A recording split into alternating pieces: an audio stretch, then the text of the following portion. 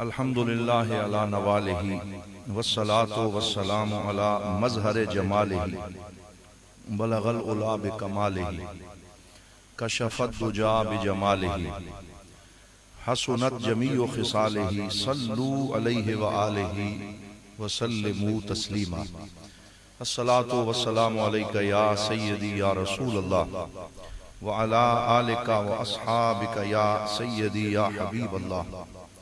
بعد از حمد و صلاة معزز و محتشم زینت مسند صدارت گل گلشن سادات حضرت قبلہ پیر سید منور شاہ صاحب جماعتی سجادہ نشین آستانہ علیہ علی پور شریف، محترم المقام جناب پروفیسر ڈاکٹر محمد یونس رانا صاحب اور جناب محترم المقام سید اظہر الحسن شاہ صاحب گیلانی حفظہ اللہ تعالی، سید حمدان حسن شاہ صاحب گیلانی اور دیگر بہت سے اہل علم حضرات یہاں موجود ہیں، اور جس قسم کا ماحول مجھے یہاں نظر آیا، میں پہلی دفعہ حاضر ہوا تو بہت دل خوش ہوا۔ ہمارے ملک پاکستان میں اس طرح کی سنجیدہ فکر مجالس کی بڑی ضرورت ہے، اور میں حضرت قبلہ پیر سید اظہر شاہ صاحب کو یہ شعر ڈیڈیکیٹ کروں گا کہ جو حبس کے موسم میں ہوا بانٹ رہا ہے اس شخص کے ہاتھوں کا ہنر یاد رہے۔ تو ہمیں اس قسم کی سنجیدہ فکر مجالس کی ضرورت ہے۔ وہ کہیں واصف علی واصف صاحب نے اپنی ایک کتاب کا انتصاب بڑا پیارا لکھا، انہوں نے کہا کہ آباد شہر کی اس مسجد کے نام جس میں لاؤڈ سپیکر نہ ہو۔ مطلب یہی ہے کہ جب ہم شور کرتے ہیں اور آواز بلند کرتے ہیں تو یہ دلیل کی کمزوری کی علامت ہوتی ہے، اور شور اور شعور میں بڑا گہرا فرق ہے۔ ہمیں شعور کی ضرورت ہے اور اس قسم کی پختہ فکر مجالس کی ضرورت ہے جہاں تربیت ہو سکے اور ایک مثبت پیغام وہاں سے نکلے۔ میرے پاس بہت مختصر وقت ہے اور میں نے اس موضوع کے حوالے سے کچھ گزارش کرنی ہے کہ تصوف کی روشنی میں رد الہاد کے حوالے سے کیا رہنمائی ہمیں ملتی ہے۔ تو الہاد لحد سے ہے، اور لحد عربی زبان میں ایک قبر کا سٹائل جو سنت کے مطابق ہے اسے لحد کہتے ہیں۔ آپ جانتے ہیں کہ جب قبر بنائی جائے تو ساتھ دائیں طرف جو ہے اس کو دفن کیا جائے مردے کو، تو وہ مسنون طریقہ ہے۔ تو لغوی طور سے لحد سے الہاد کا لفظ لیا گیا، یعنی ہٹ جانا، ڈائیورٹ ہو جانا۔ تو ہم ملحد کو ملحد اسی لیے کہتے ہیں کہ وہ راہ مستقیم سے ہٹ جاتا ہے، منحرف ہو جاتا ہے، اور پھر اس کی اصطلاحی تعریف یہی کی گئی کہ ذات باری تعالیٰ کا منکر، مسلمات دین کا انکار کرنے والا وہی ملحد کہلاتا ہے کہ جو قرآن کا، ذات باری تعالیٰ کا، خالق و مالک کا انکار کر دے۔ اور الہاد کوئی نیا ظاہرہ نہیں ہے، بلکہ یہ ابتدائے آفرینش سے ہی ایسے لوگ چلے آئے ہیں۔ اس لیے ہمیں اس لیے پریشان نہیں ہونا چاہیے کہ شاید یہ ان دنوں کوئی بندے اٹھ کھڑے ہوئے، شروع سے یہ سلسلہ چلا آیا ہے، اور قرآن نے ان کے رد کا منہج خود بیان کیا ہے۔ اگر ہم قرآن کی آیات کو پڑھیں تو ہمارے ہاں لوگ ملحدین کی بات کو دہرانے سے پریشان ہوتے ہیں، تو ہم یہ سمجھتے ہیں کہ قرآن نے ان کی بات کو بھی دہرایا ہے اور پھر ان کا جواب بھی دیا ہے، تو لہٰذا ان سے ڈیبیٹ کرنا، ان سے ڈائیلاگ کرنا، علمی ماحول میں ان سے گفتگو کرنا یہ عین مطلوب ہے، اور اس میں جذبات سے عاری ہو کر سنجیدہ مباحثے کی ضرورت ہوتی ہے۔ اور قرآن پاک ایک جگہ فرماتا ہے وَقَالُوا مَا هِيَ إِلَّا حَيَاتُنَا الدُّنْيَا نُمِيتُ وَنَحْيَا وَمَا يُهْلِكُنَا إِلَّا الدَّهْرُ، کہ ہم اس حیات دنیاوی کو گزارتے ہیں اور صرف یہی ہماری زندگی ہے، نموت و نحیا، جئیں گے مر جائیں گے، اور اس کے علاوہ کوئی اور جہان نہیں ہے، اور زمانہ ہی ہمیں ہلاک کرتا ہے۔ تو یہ دہریہ لوگوں کی فکر ہے، یہ ملحدین کی فکر ہے کہ بابر بعیش کوش کے عالم دوبارہ نیست، اور یہی فکر ملحدین کے ہاں پائی جاتی۔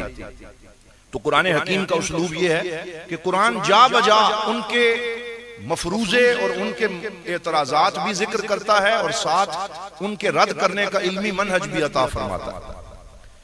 اور الہاد کا جو ہمارا ایک رویہ رہا ہے الہاد کے حوالے سے اہل سنت کا عمومی، وہ یہ رہا ہے کہ بھائی اگر کوئی تم سے اس طرح کی ڈیبیٹ شروع کرے تو تم فوراً یہ کہہ کے گزر جاؤ کہ بھائی میں نے تجھ سے بات ہی نہیں کرنی. تو میں سمجھتا ہوں کہ شاید کسی دور میں یہ ریلیونٹ ہوگا، لیکن آج کے زمانے میں یہ رویہ جو ہے یہ ریلیونٹ نہیں ہے، بلکہ یہ اب ہمیں ایک نئے رویے کی ضرورت ہے.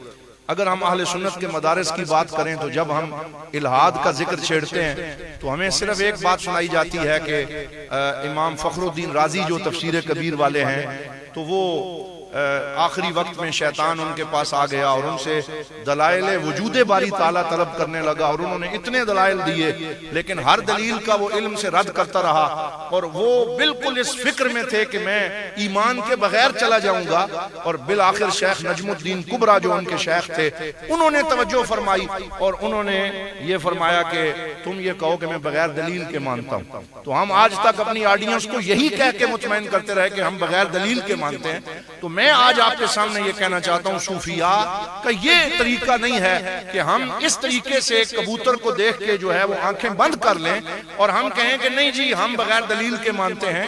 جب قرآن دلائل دے رہا ہے اور جب قرآن ڈیبیٹ ان سے کر رہا ہے اور طریقہ سکھا رہا ہے تو ہمیں بھی اسی طریقے سے ان سے گفتگو کرنے کے لیے اپنے لوگوں کو تیار کرنا ہوگا. اپنے لوگوں کی ہمیں ایسی ورکشاپز رکھنی ہوگی کہ ہمارے لوگ الہاد کا علمی رد کرنے کے لیے تیار ہو سکیں.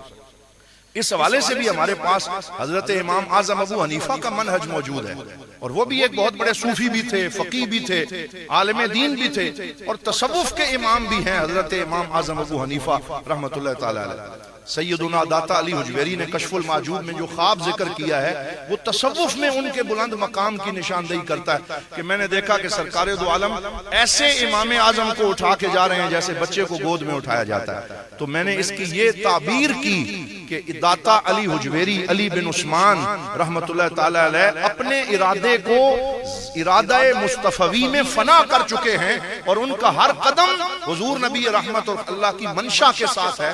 تو یہ بات کرنے کے بعد تصوف میں ان کا مقام بیان کیا، اور امام اعظم کا جب دہریوں سے مناظرہ ہوا تو ہمارے پاس روشن دلیل موجود ہے کہ وہ گئے اور تھوڑے لیٹ پہنچے. صرف اشارہ کر رہا ہوں. تو اس نے کہا پہلا سوال ہی یہ کیا کہ لیٹ کیوں آئے ہو؟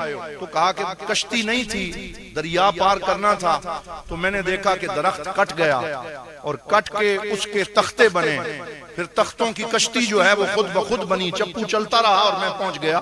وہ کہنے لگا یہ تو عقل کے خلاف ہے کہ ایک کشتی خود بخود بن جائے جب تک کہ کوئی بنانے والا نہ ہو.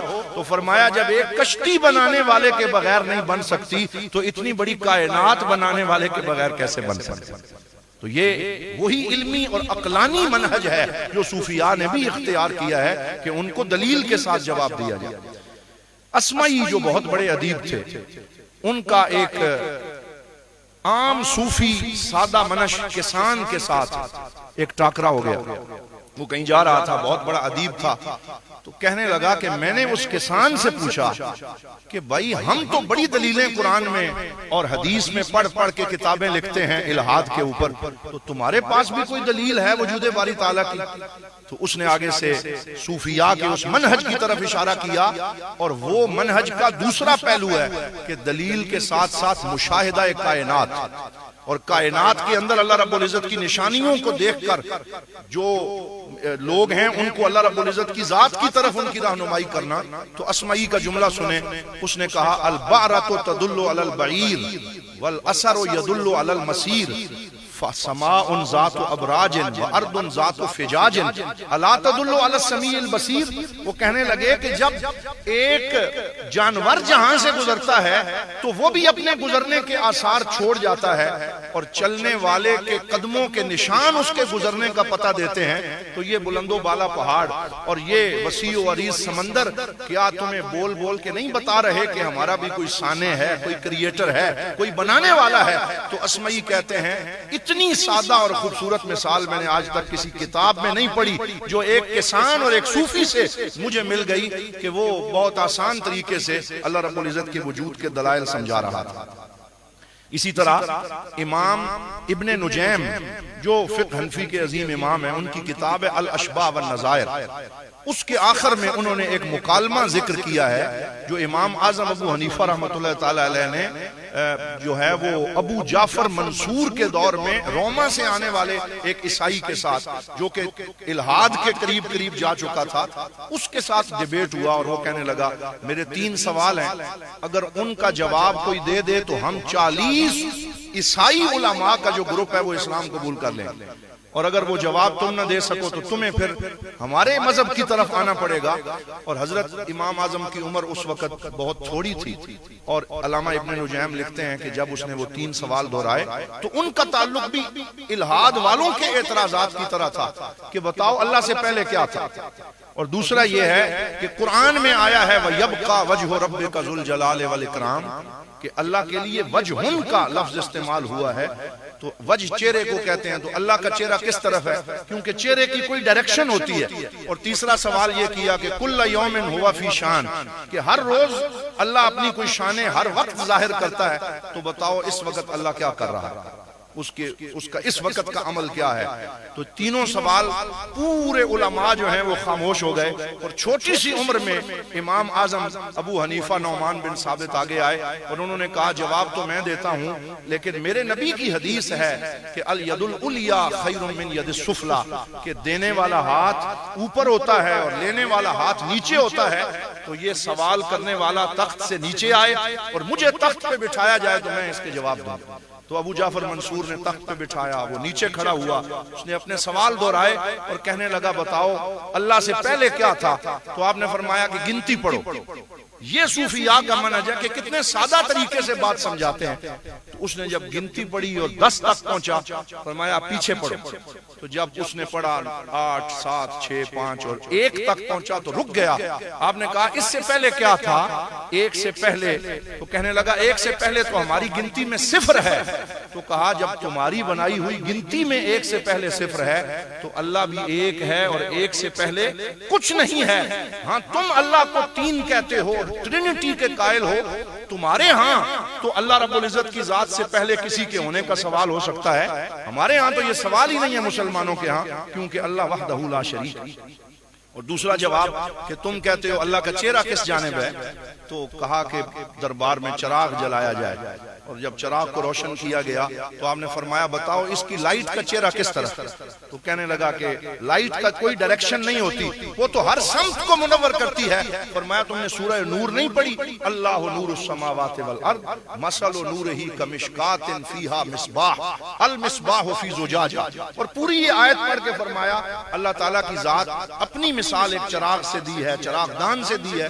اس کا مطلب یہی ہے کہ اینما تولوا فثم وجہ اللہ۔ اور تیسرا سوال یہ تھا کہ اللہ اس وقت کون سی شان ظاہر کی ہے، تو کہا تو بڑے غرور سے آیا تھا، تو اللہ نے یہ شان اپنی ظاہر کی ہے کہ تیرے غرور کو خاک میں ملا دیا اور مسلمانوں کے ایک بچے کو تخت پہ بٹھا دیا۔ تو یہ وہ منہج ہے ہمارے صوفیاء کا کہ وہ علم کو استعمال کرتے ہوئے، عقل اور استدلال کو استعمال کرتے ہوئے وہ گفتگو کرتے ہیں جو عقل کو اپیل کرتی ہے، جو دل تک رسائی حاصل کرتی ہے۔ اور پھر ایک اور منہج کی طرف اختصار سے میں اشارہ کرنا چاہوں گا کہ ہمارے صوفیاء کرام نے اسماء اللہ الحسنہ کی تدریس پہ بڑا زور دیا۔ آپ حضرت امام غزالی کے ہاں دیکھیں، امام جوینی کے ہاں دیکھیں، حضرت امام عز الدین عبدالسلام کو دیکھیں، بڑے بڑے ائمہ نے پوری کتابیں اسماء اللہ الحسنہ اور ان کی شرح پہ لکھی۔ اس کی کیا وجہ ہے؟ علماء فرماتے ہیں، امام غزالی اپنی اس کتاب میں لکھتے ہیں اذا عرفت الامر سہولت الاوامر، کہ جب عامر یعنی حکم دینے والے کی معرفت نصیب ہو جائے تو حکم پہ عمل کرنا آسان ہو جاتا ہے۔ یعنی جب یہ پتہ چل جائے کہ حکم دینے والا کون ہے، ڈی سی ہے یا وہ ڈپٹی کمشنر ہے یا وہ اے سی ہے یا کون مجھے حکم دے رہا ہے، تو جیسے جیسے اس کا رتبہ بڑھتا جائے گا اتنا اس حکم کو پورا کرنے کی رسپانسبلٹی بڑھتی جائے گی۔ تو کہا جب یہ پتہ چل جائے کہ حکم دینے والا اللہ رب العالمین ہے، احکم الحاکمین ہے، سارے جہانوں کا خالق و مالک ہے، جتنی اسماء اللہ الحسنہ سے معرفت بڑھے گی اتنا اللہ رب العزت کی پہچان بڑھے گی، اور جتنی رب رب کی پہچان بڑھے گی، اتنا دین کے اوپر عمل کرنا آسان ہو جائے گا۔ تو جو صوفیاء ہیں انہوں نے رد الہاد میں اسماء اللہ الحسنہ پہ بڑا زور دیا ہے، بڑا فوکس کیا ہے، تو اس جانب بھی ہمیں خصوصی توجہ دینی چاہیے۔ اسی طرح حضرت امام غزالی نے اپنے جس تجربہ روحیہ سے گزرے اور جس اسپرچول ایکسپیرینس سے گزرے، ذرا اس کو بھی دیکھیے کہ پہلے انہوں نے خالص عقلی منہج کو استعمال کیا، اور علماء اسکالرز آپ سب ماشاءاللہ اہل علم جانتے ہیں کہ انہوں نے پہلے فلسفیوں کے رد میں ان کی زبان میں گفتگو فرمائی، اور تحافت الفلاسفہ، مقاصد الفلاسفہ اور اس طرح کی کتابیں لکھ کر ان کا عقلی رد فرمایا، اور پھر خود کئی ایک جو ہے وہ میدانوں کی خاک چھانی، لیکن آخر میں امام غزالی کو جب قرار آیا تو المنقذ من الضلال میں خود اس بات کی گواہی دے دی کہ میں نے تمام مکاتب فکر اور علمی میدانوں کی خاک چھاننے کے بعد یہ نتیجہ نکالا ہے کہ اللہ رب العزت کی معرفت اور ملحدین کے رد کے لیے سب سے کامیاب میتھڈ اگر کوئی ہے تو وہ صوفیاء کا منہج ہے، وہ صوفیاء کرام کی، کیونکہ صوفی صرف بولتا نہیں ہے، وہ عمل کر کے دکھاتا ہے، وہ علم کے ساتھ عمل پیش کرتا ہے، وہ اپنا کردار پیش کرتا ہے، اس کے روئے روئے سے علم کی ترویج و اشاعت ہوتی ہے۔ تو صوفیاء کے ہاں گفتگو سے بڑھ کے جو ہے وہ عمل پہ زور دیا جاتا ہے۔ میں یہاں کوٹ کروں گا ایھا الولد جو امام غزالی کی کتاب ہے، اس سے ایک کوٹیشن کہ انہوں نے جب اپنے شاگرد کو خط لکھا تو اس میں فرماتے ہیں کہ تم نے مجھ سے بڑی علمی باتیں پوچھی ہیں، لیکن میں تمہیں سید الطائفہ صوفیاء کے امام حضرت جنید بغدادی کی بات سناتا ہوں کہ جب ان کا وصال ہوا اور وہ قبر میں چلے گئے تو اپنے ایک شاگرد اور مرید کو خواب میں آئے اور اس نے پوچھا کہ آپ کے ساتھ کیا معاملہ ہوا، تو حضرت جنید بغدادی نے فرمایا طاحت تلک الاشارات وفنیت تلک العبارات وما نفعنی الا رقیات رکعتها فی جوف اللیل۔ فرمایا وہ جتنے میں نے کلام کی کتابیں لکھی تھیں وہ ساری ہوا ہو گئیں، میری ساری گفتگو ہوا منصورہ ہو گئی، مجھے اگر قیامت کے دن کسی شے نے نفع دیا ہے تو ان چند رکعتوں نے نفع دیا ہے جو رات کی تاریکی میں نے مصلی پہ کھڑے ہو کے پڑھی تھی۔ تو یہ صوفیاء کا عملی منہج ہے کہ وہ صرف بولتے نہیں ہیں بلکہ عمل سے، علم سے پہلے عمل اور گفتگو سے پہلے اپنا کردار پیش کرتے ہیں۔ تو حضرات محترم، یہ چند وہ اہم باتیں ہیں رد الہاد کے حوالے سے صوفیاء کے منہج میں جو میں گزارش کر رہا ہوں کہ صوفیاء اپنا مشاہدہ پیش کرتے ہیں اور اپنی ذات کو بطور دعوت اور ارشاد پیش کرتے ہیں۔ علامہ محمد اقبال نے کیا خوبصورت لکھا کہ جنہیں میں ڈھونڈتا تھا آسمانوں میں زمینوں میں، وہ نکلے میرے ظلمت خانہ دل کے مکینوں میں، جلا سکتی ہے شمع کشتہ کو موج نفس ان کی، الہی کیا چھپا ہوتا ہے اہل دل کے سینوں میں، اور تمنا درد دل کی ہے تو کر خدمت فقیروں کی، نہیں ملتا یہ جوہر بادشاہوں کے خزینوں میں۔ تو حضرت اقبال نے یہی نتیجہ نکالا کہ جو صوفیاء ہیں ان کا جو ہے وہ پیغام کچھ اور ہوتا ہے، اور انہوں نے کہا کہ تیرا پیام اور ہے، میرا پیام اور ہے، عشق کے درد مند کا طرز کلام اور ہے۔ یہ صاحبان عشق ہیں، یہ صاحبان عمل ہیں، یہ صاحبان کردار ہیں۔ جب یہ بات کرتے ہیں تو صرف گفتار نہیں ہوتی بلکہ گفتار سے پہلے ان کے اپنے کردار کا ایک روشن دلیل جو ہے وہ موجود ہوتی۔ پھر یہ منہج محبت اپناتے ہیں۔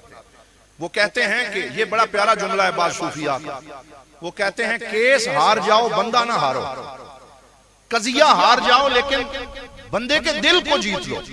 تو اس لیے خشک ملاؤں کی طرح ان کا منہج نہیں ہوتا رد الہاد میں بھی، بلکہ وہ ایسے لوگوں کو بھی بولنے کا موقع دیتے ہیں۔ آج ہمارے ہاں حبس زدہ ماحول میں صورتحال یہ ہو چکی ہے کہ تھوڑا سا کوئی ہمارے ساتھ فکری، نظریاتی یا دینی اختلاف کر لے، چاہے وہ اختلاف فروعات میں ہو، اصول میں نہ بھی ہو، تو ہم اس کے ساتھ مرنا جینا ختم کر لیتے ہیں، اٹھنا بیٹھنا ختم کر لیتے ہیں۔ دوسری طرف صوفیاء کا منہج ہے کہ وہ کھانا کھلاتے ہوئے مسلک بھی نہیں پوچھتے، مذہب بھی نہیں پوچھتے، بلکہ جو بھی آتا ہے ان کے دسترخوان پہ وہ طرح طرح کی نعمتیں کھاتا ہے اور پھر وہ اسے اس طریقے سے قریب کرتے ہیں۔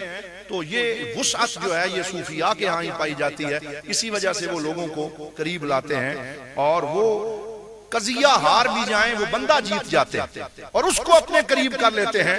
یہ صوفیاء کرام کا منہج ہے رد الہاد کے۔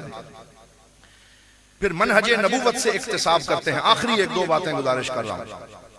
پھر ان پہ اکثر مقام نیاز کا غلبہ رہتا ہے صوفیاء پہ، یہ لوگوں کو ان کے قریب کرتا ہے. اور حضرت علامہ محمد اقبال نے فرمایا ہجوم کیوں ہے زیادہ شراب خانے میں، فقط یہ بات کہ پیر مغاں ہے مرد خلیق. یہ صاحبان اخلاق ہوتے ہیں، یہ کسی کو ڈانٹتے نہیں ہیں، دور نہیں کرتے، دھتکارتے نہیں ہیں. جو بھی آئے ان کے دل کے دروازے اس کے لیے کھلے ہوتے ہیں. اور مقام نیاز کا عالم یہ ہوتا ہے. میرے پیر و مرشد حضرت ضیاء الامت جسٹس پیر محمد کرم شاہ الازہری رحمۃ اللہ تعالی علیہ، صاحب تفسیر ضیاء القرآن، ضیاء النبی، سنت خیر الانام، آپ کے ہاں نیاز کا عالم یہ تھا. مجھے ایک دوست نے بتایا، ہمارے بڑے مخلص وہ دیرینہ حضرت صاحب کے رفیق تھے، کہ ایک مرید آیا اور اس نے آ کے کہنا شروع کر دیا کہ میرے لیے دعا کریں کہ اللہ مجھے پتر دے، بیٹا دے. تو ہمارے ہاں بعض بڑے لاڈلے مرید ہوتے ہیں، تو پیر صاحب نے کہا دعا کر دی جیسے ان کا طریقہ ہوتا ہے. جو بھی آیا ہاتھ اٹھا دیتے. پھر اپنے مطالعے میں مشغول ہو گئے. وہ کہنے لگا پیرا آج میں پتر لے کے ہی جانا. یہ بھی ایک لاڈ ہوتا ہے ان کا. تو پیر صاحب جلال میں آ گئے اور اسے دیکھ کر فرمایا، اس وقت آپ کی اپنی شادی، آپ کے بیٹے پیر امین الاسناد شاہ صاحب کی شادی کو 18 سال ہو گئے تھے، ان کی اپنی اولاد نہیں تھی. تو پیر صاحب نے فرمایا کہ اگر میں نے ہی بیٹا دینا ہے تو میں اپنے بیٹے امین الاسناد کے لیے نہ انتظام کر لیتا. تو دینے والے بابا ہم نہیں ہیں، دینے والا وہ ہے. ہمارا کام ہے صرف ہاتھ اٹھانا، ہمارا کام ہے دعا کرنا. تو سچا صوفی وہ ہے جو مرید اور رب کے درمیان دیوار نہیں بنتا، بلکہ وہ ہاتھ باندھ کے مرید کو رب کی بارگاہ کا راستہ دکھاتا ہے، خود درمیان سے ہٹ جاتا ہے. وہ کہتا ہے میں تو راستہ دکھانے والا ہوں، میں تو پہنچانے والا ہوں، اب آگے رسائی تم نے خود حاصل کرنی ہے. تو کہا بھائی میں نے دینا ہوتا تو میں تو اپنے بیٹے کے لیے کچھ کر لیتا. تو پھر یہ مقام نیاز ہے. اور مقام ناز یہ ہے کہ ایک شاگرد آیا اور اس کی شادی ہوئی.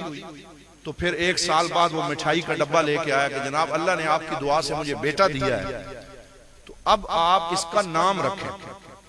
اب مقام ناز کا غلبہ تھا.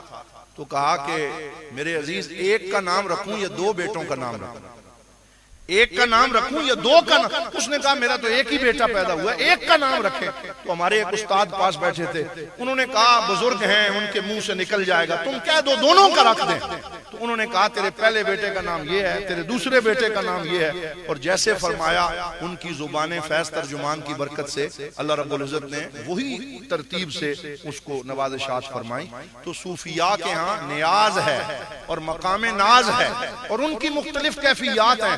اور وہ بارگاہ رب العالمین کا قرب حاصل کر کے ملحدین سے بھی جب ڈیبیٹ کرتے ہیں تو اس میں محبت کا پہلو ضرور موجود ہوتا ہے کہ یہ بھٹکا ہوا ہے، اس کو اللہ رب العزت کی بارگاہ کا راستہ دکھانا ہے. تو وہ اس میں شفقت کا جو پہلو ہے اسے ملحوظ رکھتے ہیں. ملحدین کا ایک بڑا مشہور مسئلہ ہے جسے کہتے ہیں ایگزسٹنس آف ایول، کائنات میں وجود شر. اچھا آپ آج کل جتنا ڈیبیٹ انٹرنیٹ پہ ہوتا ہوا دیکھیں گے تو آپ کو جتنے بڑے بڑے ایتھیسٹ ہیں وہ اسی مسئلے پہ لوگوں کو پکڑتے ہوئے نظر آئیں گے کہ جناب دیکھو یہ کائنات میں اتنا شر ہے، زلزلے ہیں، لوگ اسپتالوں میں تڑپ رہے ہیں اور ان کے لاشیں تڑپ رہے ہیں، ڈیزاسٹر ہو رہے ہیں اور پتہ نہیں جنگیں لگی ہوئی ہیں. اگر واقعی کوئی رب ہوتا نعوذ باللہ، وہ یہ اس طریقے سے مدخل بناتے ہیں، انٹر ہوتے ہیں. اگر کوئی رب اور رحمان ہوتا تو پھر اس کی یہ کیفیت اس دنیا کی تو نہ ہوتی، بلکہ رحمت ہوتی، شفقت ہوتی. صوفیاء کرام نے اچھا بڑے بڑے اس کے جواب دیے گئے، کتابیں لکھی گئیں، لیکن صوفیاء نے ایگزسٹنس آف ایول پہ جو جواب دیے ہیں وہ بھی ان کی صوفیانہ اپروچ کے حامل ہیں. مثلا حضرت میاں محمد بخش عارف کھڑی کا جواب سنیں. یہ ایگزسٹنس آف ایول پہ بڑا سادہ جواب ہے جس کو جتنا پھر شرح کرتے جائیں. اپنے یار دے بیلے وچوں تمہیں چن چن کھائیے تو ہور کسے دے باغے وچوں میوے لین نہ جائیے. اب یہ جواب انہوں نے اس شعر میں دے دیا ہے. اب آپ جتنا اسے کھول لیں، جتنی اس پہ کتابیں لکھ لیں کہ بھائی خیر اللہ کی طرف سے ہے اور کبھی کبھی مصیبت بھی اس کی طرف سے آتی ہے لیکن وہ آزماتا ہے. وَنَبْلُوكُمْ بِالشَّرِّ وَالْخَيْرِ فِتْنَةً. اور قرآن وہ بات کر رہا ہے. اب میرے پیچھے حضرت تشریف لے آئے ہیں اور وقت ختم ہو گیا تو میں اسی پہ اپنی گفتگو سمیٹتا ہوں کہ جنہ دکھاں وچ دل بر راضی تے میں سکھ انہاں تو وارے، دکھ قبول محمد بخشا راضی رہن پیارے. وآخر دعوانا ان الحمدللہ رب العالمین.